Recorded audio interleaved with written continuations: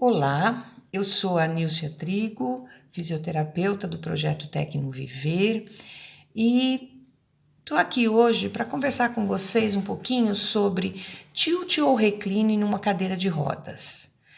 Tem muita confusão nessa questão, principalmente pela própria nomenclatura. O que é um tilt e o que é um recline? É a mesma coisa?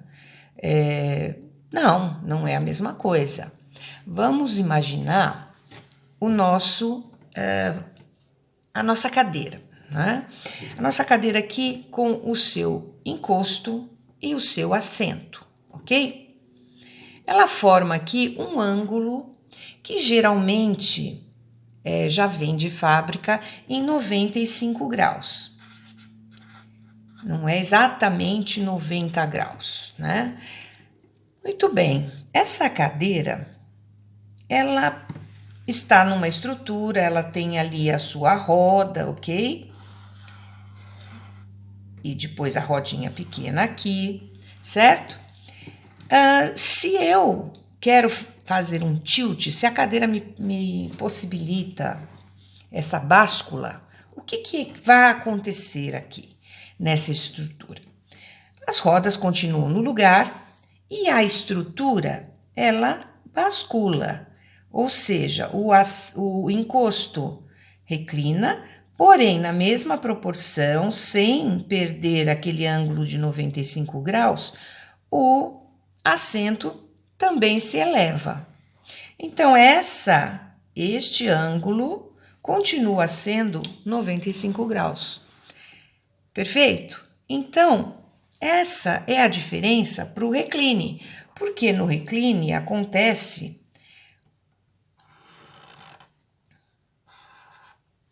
a alteração deste ângulo, que nós chamamos de ângulo de assento encosto. Quando eu reclino essa cadeira, o que vai acontecer? Só a estrutura, só a parte do encosto é que vai se mover, que vai se articular e vai, portanto, aumentar este ângulo. Que era 95, ele pode ir a 100, 110, 130, dependendo do modelo da cadeira. Mas a questão é que somente a parte do encosto é que vai se mover.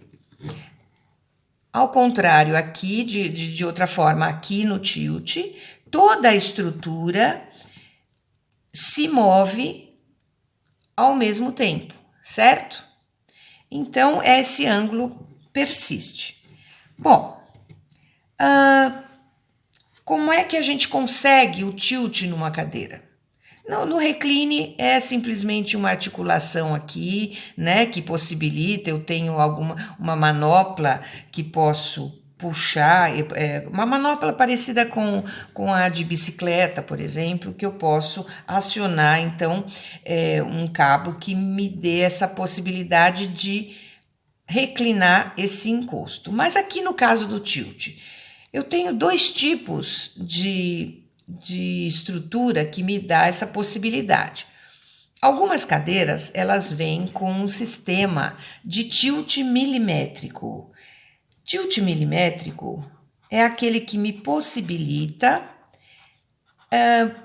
regular com uma certa precisão o quanto eu quero de tilt, aonde eu quero parar nessa angulação.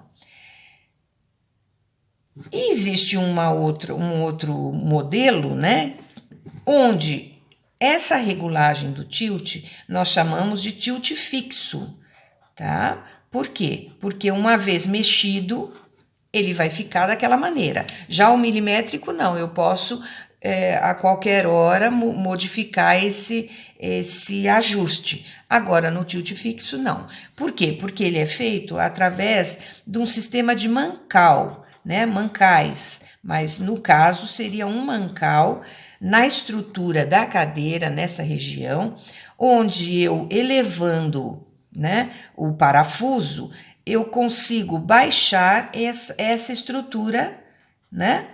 Eu consigo baixar, essa se mantém, portanto, ele vai fazer uma inclinação aqui. Inclinando o assento, o encosto acompanha, certo? Então, são essas duas possibilidades de tilt que a gente encontra no mercado em cadeiras. Vai depender do que o seu paciente precisa, daquilo que você imagina para ele, aquilo que você vai escolher, certo? Mas, na realidade, essas são as diferenças entre o tilt e o recline, na parte da estrutura da cadeira. Por que existe essa questão do tilt? Porque muitas vezes eu não posso reclinar.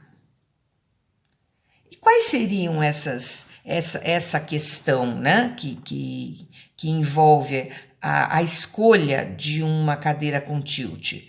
É justamente esse ângulozinho aqui, o ângulo assento-encosto.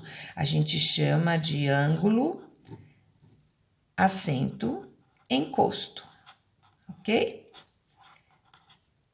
Quando eu não posso mexer nesse ângulo de assento-encosto? Quando, principalmente, o meu paciente tem um padrão extensor.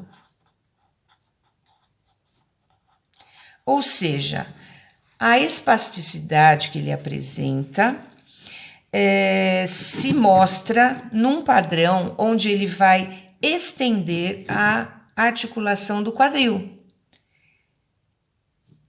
O que acontece quando ele faz isso? Acontece que ele sai completamente da adequação que você propôs para ele naquela cadeira. E ele passa, então, a sentar sobre o sacro, ele passa a causar uma maior cifose, uma hiperextensão de cervical. Então, o posicionamento acaba ficando alterado a partir do quadril. Então, quando eu posiciono as pessoas que tenham um padrão extensor de espasticidade, eu não devo ficar mexendo nesse ângulo, certo? Senão eu perco aquela quebra de padrão que aconteceu ali com aquela posição. Então, pensando assim, né, nós vamos ver o que acarreta, quer dizer, quais são as coisas boas que podem acontecer com relação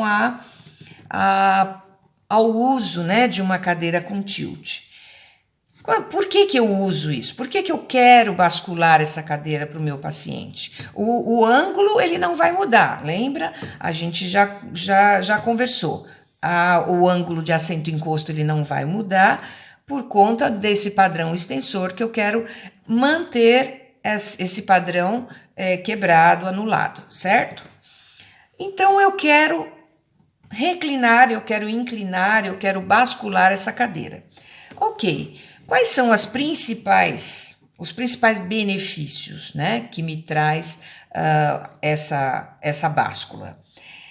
Já é provado, né, em pesquisas e pela física, pela própria física, né, que quando eu reclino, certo? Eu aumento, eu favoreço o alívio de pressão em alguns pontos, né, da pessoa, principalmente a coluna, os isquios, né, a parte sacral. Então, quando eu inclino, quando eu basculo essa cadeira, se você já se sentou numa cadeira de balanço, você sabe, né? Que na hora que você vai para trás, você sente um certo alívio, um relaxamento. É isso que acontece com a pessoa com deficiência que está numa cadeira. Quando eu basculo, eu alivio, de uma forma geral, a pressão que é exercida, né, pela gravidade sobre alguns pontos. Então, eu mudo, né, de lugar esses pontos de pressão. Então, essa alternância me dá um alívio. Existe estudos dizendo que acima de 30 graus somente é que o alívio realmente acontece na região do isquio. Porém, a gente tem que pensar 30 graus de báscula, né, de inclinação da cadeira é bastante. Então tem que se pensar no uso desse tilt, né? Não pode ser sempre, a pessoa tem que ser estimulada, ela tem que ter o alcance visual dela normal, com todo mundo, né? Então, esse alívio, vamos dizer, não pode ser sempre, não pode ser permanente, certo? Então, isso é uma orientação, e sabendo disso, né, se há ali um risco de escara, tal, ou o que acontece com relação a risco de escara, de lesões de pressão, na verdade, né, como é chamado hoje. Essas lesões de pressão, elas são melhor manejadas com relação a almofadas, com relação ao tipo de espuma que você vai usar no assento, mais do que o próprio recline, né? Mais do que o próprio tilt da cadeira. Mas é uma realidade que ele favorece, então, esse alívio de pressão. Outra coisa, pessoas com disfagia. Disfagia é a alteração no processo de deglutição da pessoa. Então, se o seu paciente tem disfagia, é importante que você veja com a fonoaudióloga a necessidade de ter uma cadeira com tilt, porque pode ser que seja interessante. Quando eu reclino, quando eu basculo essa cadeira, né, a posição da cervical fica mais favorável a uma deglutição mais correta. Então, nos casos de disfagia, também a gente costuma indicar e a gente percebe, né, que a cadeira com tilt ela ajuda nessa questão. Aqueles casos que tem uma hipotonia muito grave, certo? Hipotonia muito grave, aquele que você vai acomodar, mas mesmo com todos os aparatos que você colocar, aquela pessoa, aquela criança, ela vai tender a escorregar, vai tender a não ficar adequada. Eu tenho percebido que, nesses casos, você fazendo uma boa adequação e você ainda tendo a possibilidade de um tilt, você favorece aquela adequação, tá? Então, na hipotonia grave também é interessante o uso da cadeira com um tilt. E também, né, para finalizar aqui, as pessoas que têm o controle cervical prejudicado, né? Então, essas pessoas são favorecidas com uma báscula da cadeira, porque fica mais fácil para elas, elas despendem menos energia na hora de manter a sua cervical. Então, aquelas pessoas que têm um déficit motor bem grande, né, mas que têm um certo controle, mas para que elas, de alguma forma, recuperem, né, aquela energia que está sendo gasta permanentemente, uma cadeira com tilt também favoreceria, né? Num certo tilt, que isso é para cada pessoa, a gente vai vendo e vai vendo qual seria a melhor situação, mas a gente vê que também é interessante, ok? Então, no caso de alívio de pressão, disfagia, hipotonia grave, déficit de controle cervical, seria interessante a cadeira com tilt.